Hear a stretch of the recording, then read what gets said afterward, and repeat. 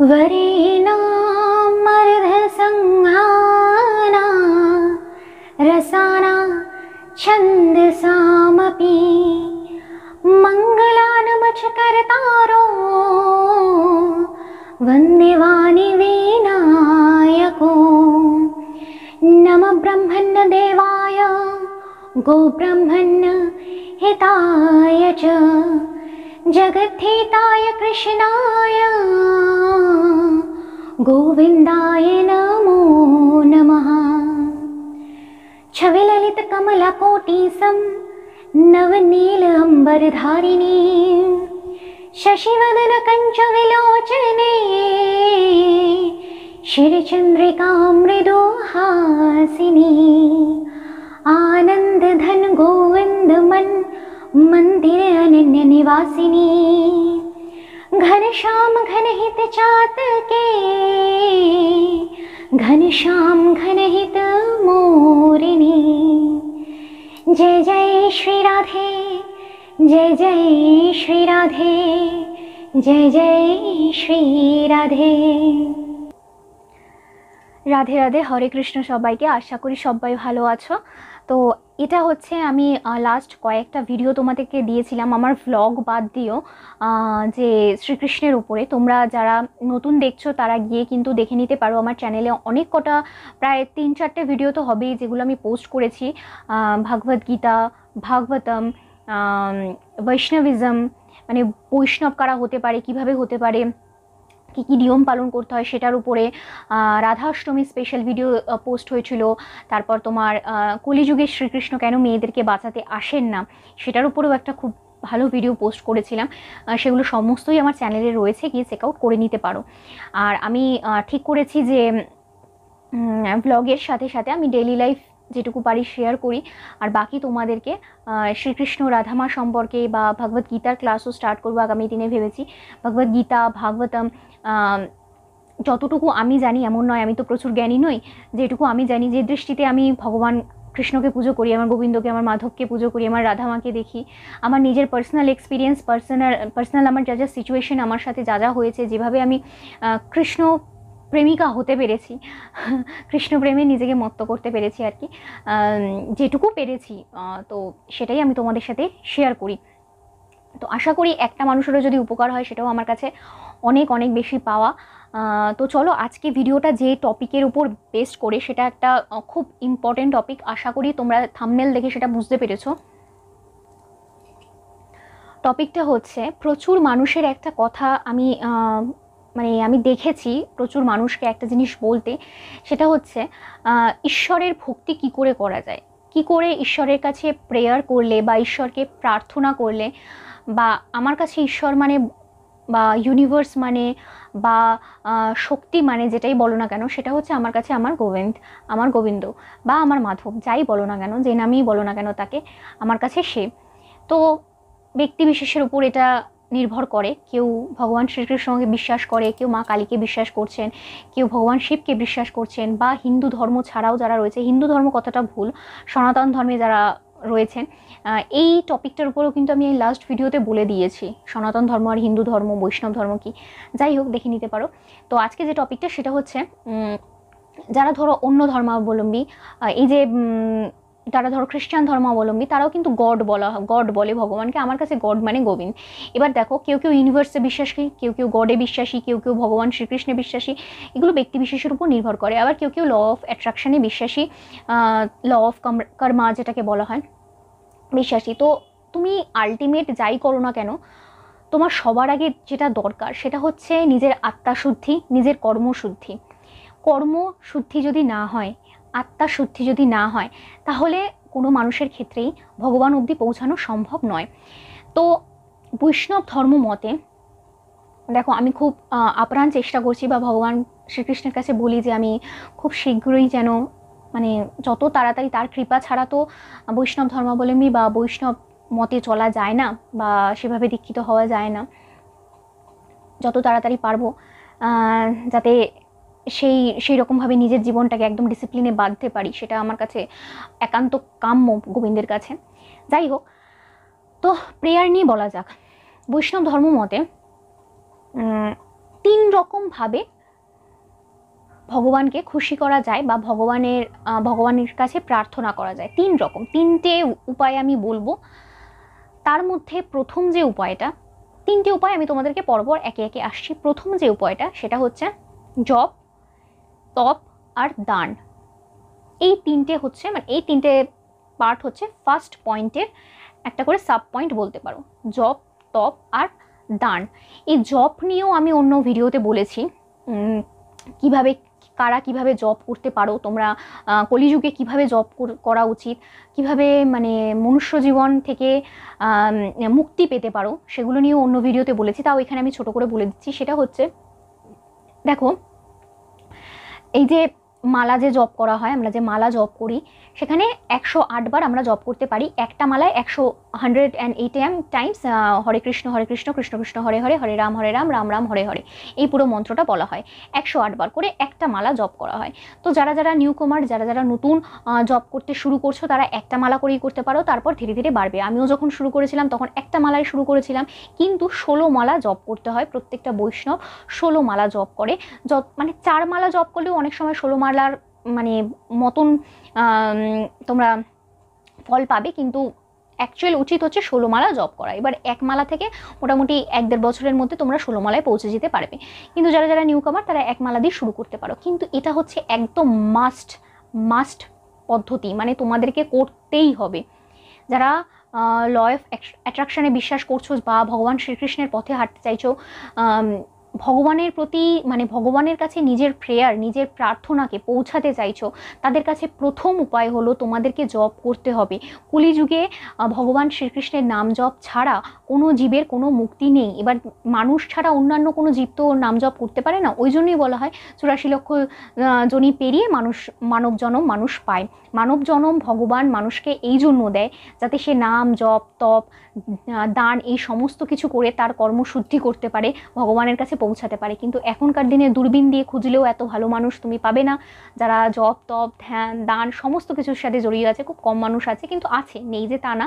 ভালো মানুষ যদি না থাকে জগৎ চলে না, ঠিক আছে? ভালো মানুষ আছে, যদিও এখন কলির সবে শুরু, মানে 5000 কিছু সামথিং বর্ষই গেছে, এখনও 4,32,000 কলিযুগ, প্রচুর বাকি আছে। কলকি অবতার আসতেও প্রচুর বাকি আছে। কলকি অবতার নিয়ে আমি একটা পরে ভিডিও বানাবো। যাই হোক, তো মেইন যেটা বলছিলাম, কলিযুগে একমাত্র উপায় হচ্ছে তোমাদের জপ করতেই হবে।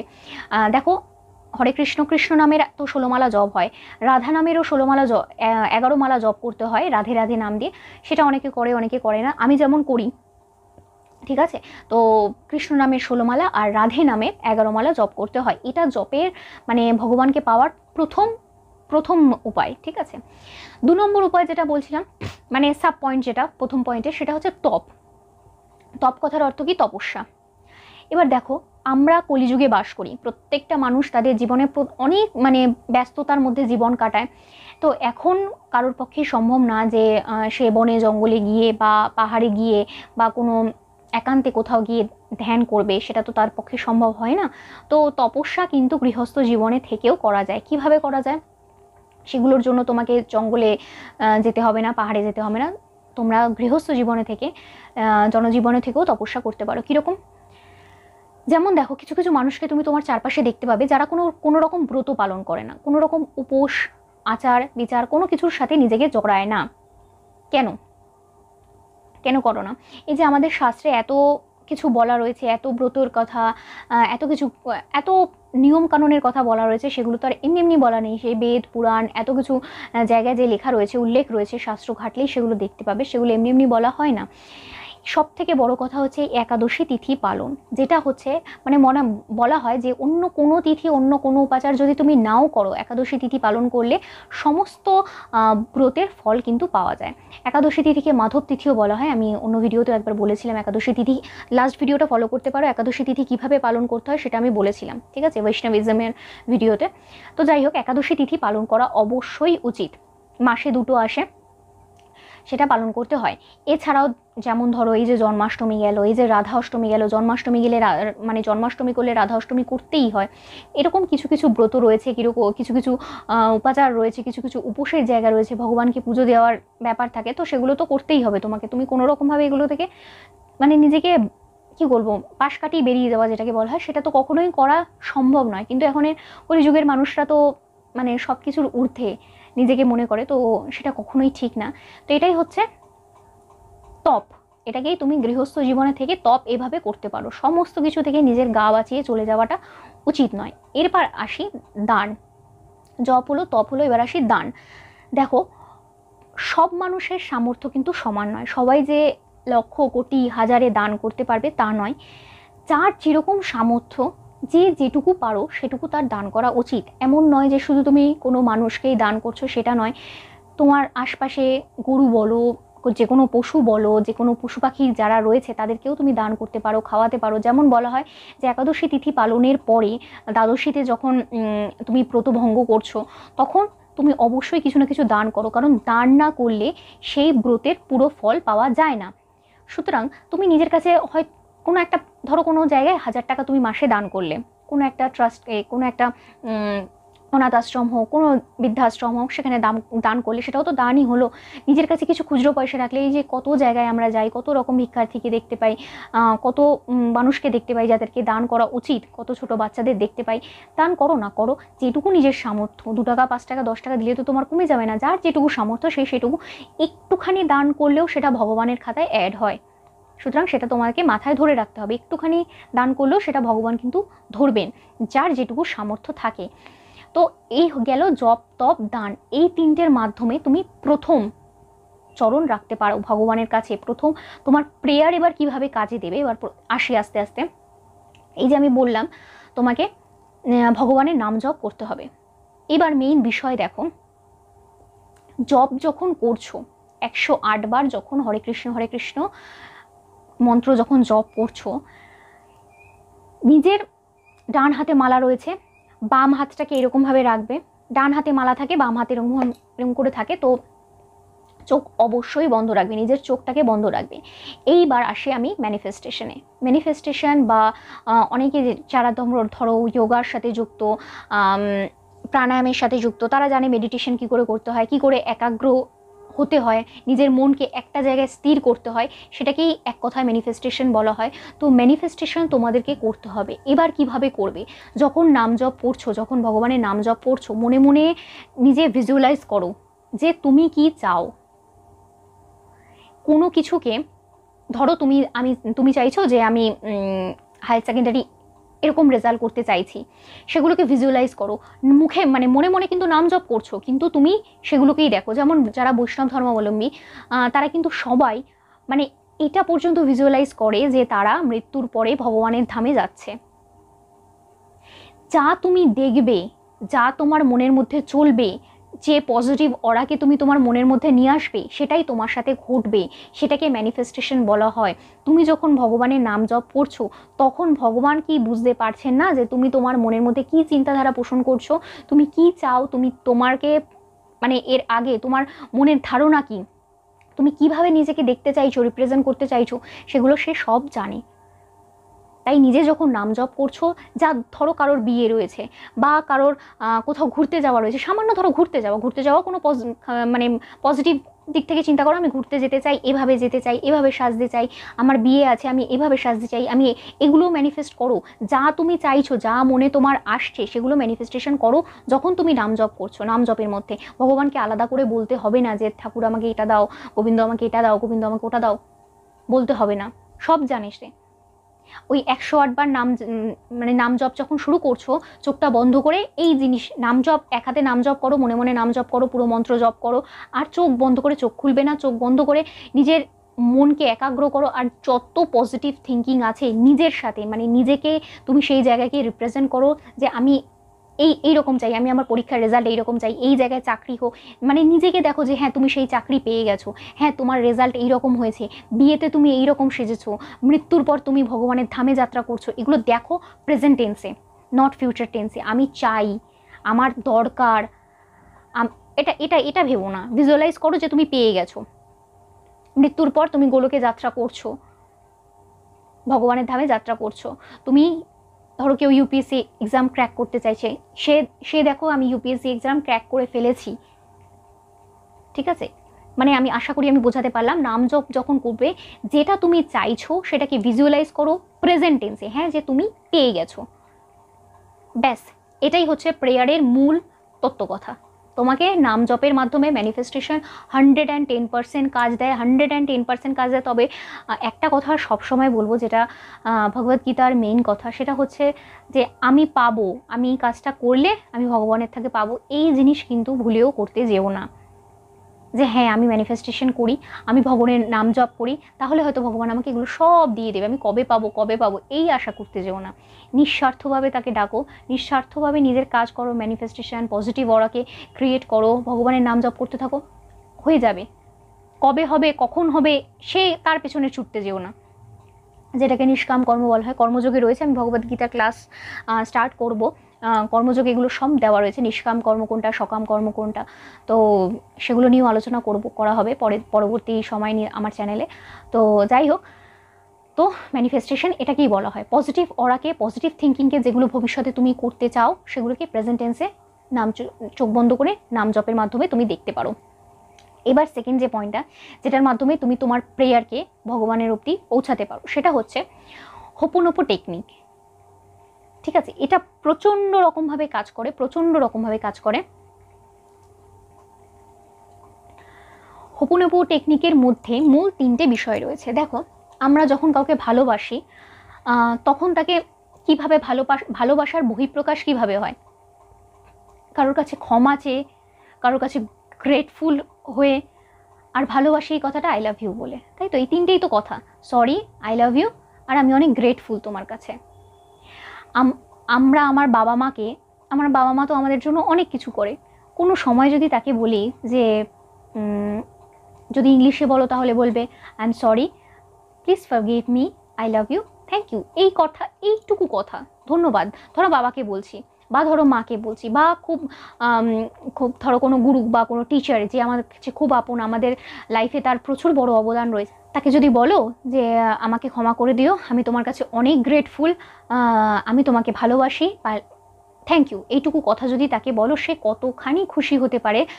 আশা করি কি তোমাদের আইডিয়া আছে? কোনোদিন বলে দেখো, নিজের বাবা মাকে কোনোদিন বলে দেখো, দেখো সে কতখানি খুশি হয়, দেখো সে মানে তোমাকে হয়তো বুকে টেনে নেবে সেই সময়। সেই সেম জিনিসটা ঈশ্বরের সাথে করতে হবে ডেইলি। যেমন আমি তোমাদের নাম জপের কথা বললাম, ডেইলি নাম জপ করাটা নিজেদের একটা হ্যাবিট বানিয়ে নাও, হ্যাবিচুয়েটেড হয়ে যাবে আস্তে আস্তে, নিজের হ্যাবিট বানাতে হবে এই নাম জপটাকে।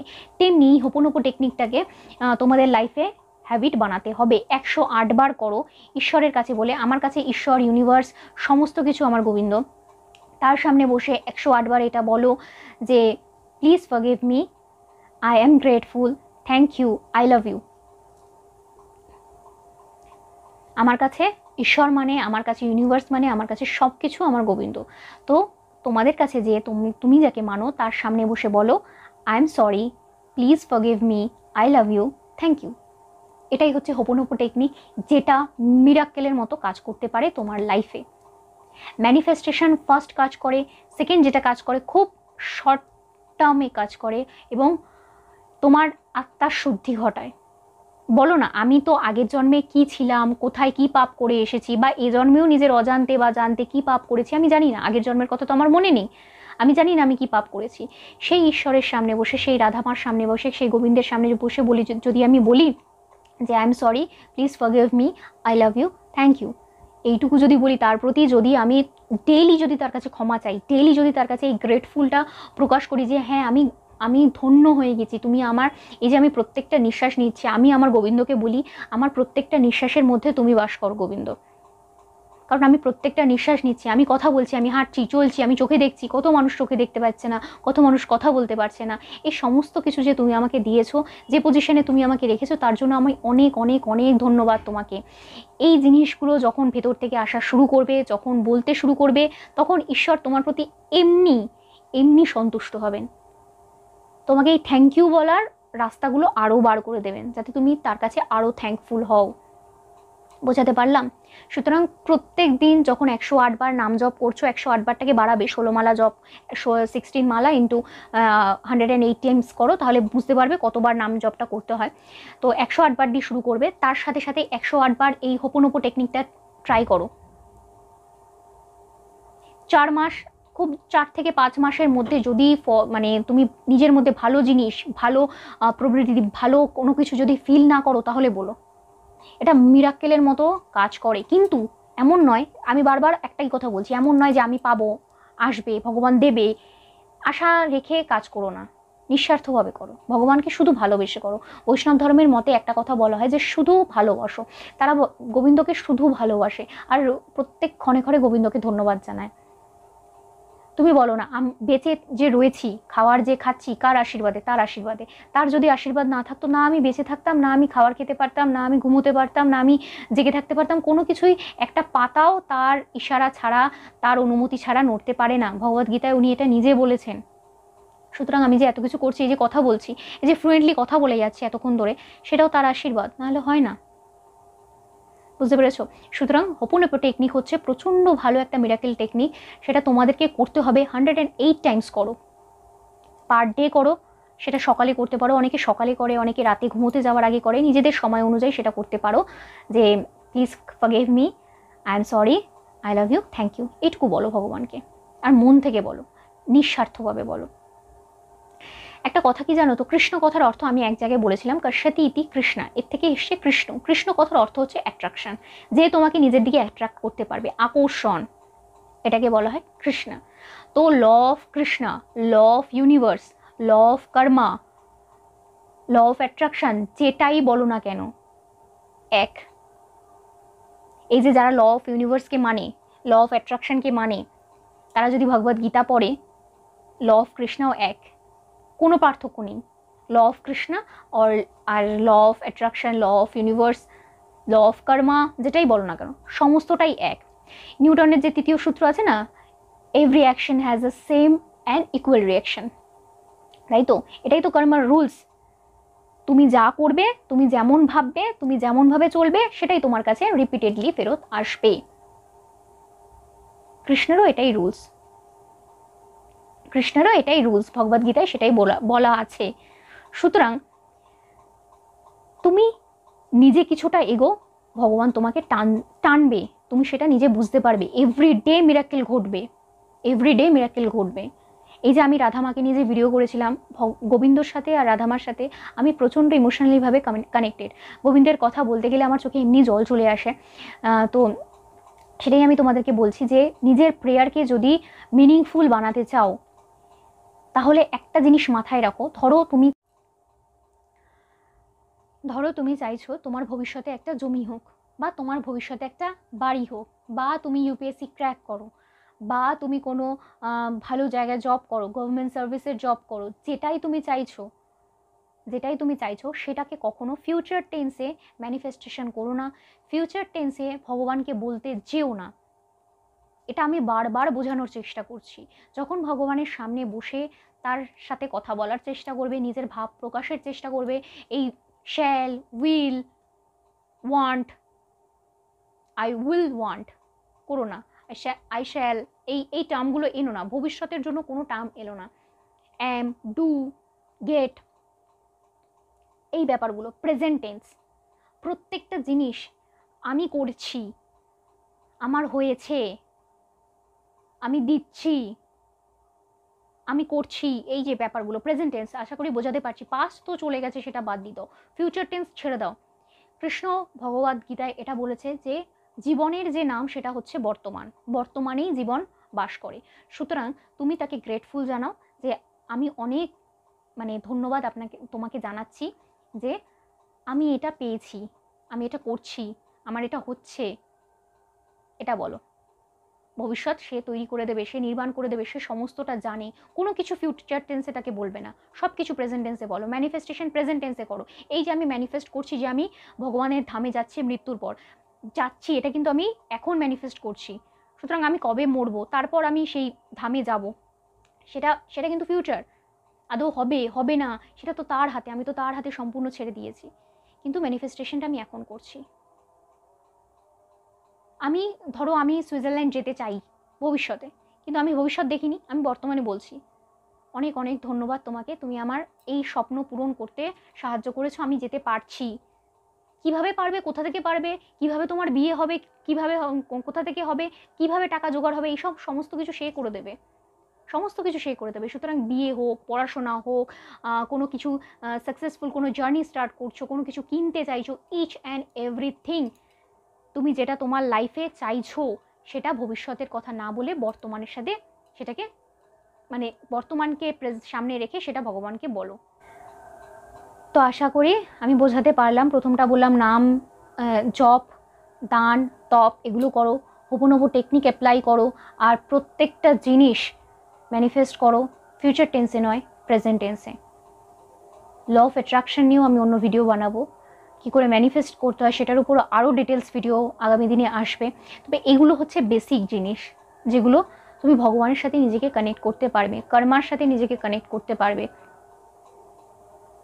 যেটাই কর্মা সেই কৃষ্ণ, মানে বললাম না, law of attraction, law of karma, law of Krishna সমস্তটাই এক, ল অফ ইউনিভার্স সমস্তটাই এক।